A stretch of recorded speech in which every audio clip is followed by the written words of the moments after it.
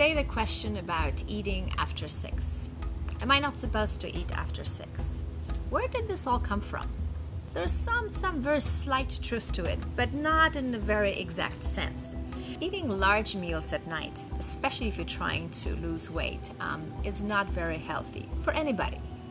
Trying to lose weight or not, it is not good on your digestion. It can give you acid reflux. It can give you very disturbed night, and you're not going to wake up feeling rested. But if you want to or have to have a meal or dinner, let's say at 6 o'clock, because for example you have little kids and you want to have dinner with them, by all means do. But remember to eat a small snack before you go to bed. If you go to bed, let's say at 11:30, you have 5.5 hours between at 6:30 or 6 o'clock to 11:30.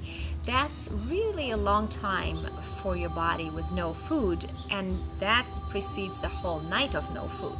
So, and here's when it becomes important. When you go to sleep hungry, or your body senses hunger, when you fall asleep, your blood sugar drops suddenly because you haven't eaten in such a long period of time. When your blood sugar drops, your adrenal glands have to stimulate the release of cortisol, which is your stress hormone, to try to bring your blood sugar back up. Well, cortisol, as much as we need it, it's a great hormone. It's beneficial in some ways, not so great in other ways. But it is your wake-up hormone. Generally, it is released in the highest amounts in the early hours of the morning, starting at about 5 a.m., 6, 7, and so on, to prepare you for the day and to wake you up. If it's released in the middle of the night because of low blood sugar, you're going to be wide awake and most likely hungry, and you're going to be wired, which is very difficult for some people to understand, because they tell me, well, I was tired when I went to sleep, I was exhausted, why do I wake up in the middle of the night and I'm so wired as if I just had 2 cups of coffee? Well, that's exactly the reason. Your blood sugar dropped too low, your adrenals sense it, and they had to release cortisol in order to bring your blood sugar back up. So to prevent that, if you're eating dinner very early and going to sleep late, try to have a balanced snack.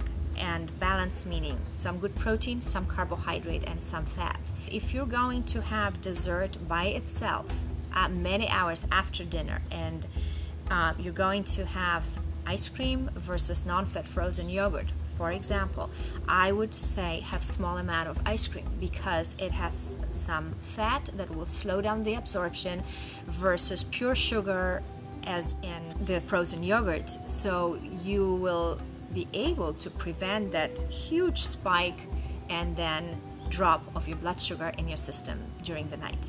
A lot of people make a mistake of eating their largest meal at night and most of their calories in the evening. And unfortunately, when it comes to weight loss, that's probably one of the biggest mistakes in nutrition that you can make. Your body needs calories to function properly throughout the day for all your different activities, whether it's exercise or even mental activities and concentrating and focusing in your office, whatever it may be. It needs the fewest calories right before you're ready to retire for the evening and for the night.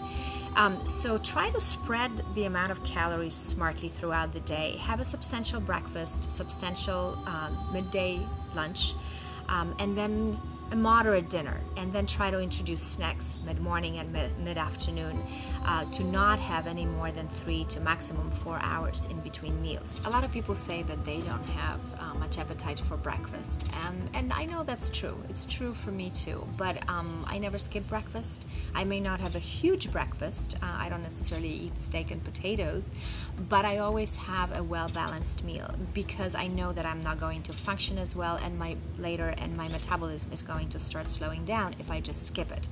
So it's really important, and if you don't have much appetite, have something small and then have a little bigger mid-morning snack, your 10, 10:30, whatever time that would be, depending on the time you had breakfast.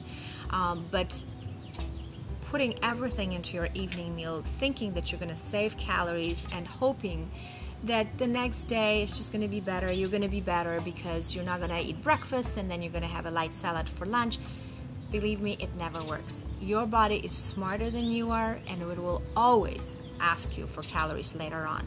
And most of the time, people end up craving carbohydrates and mostly sugars and foods high in fat. And this is when we get into trouble. You add a lot of carbohydrates, load it with fat at night, and your body has no ability to burn that big of an amount at one time, at one sitting.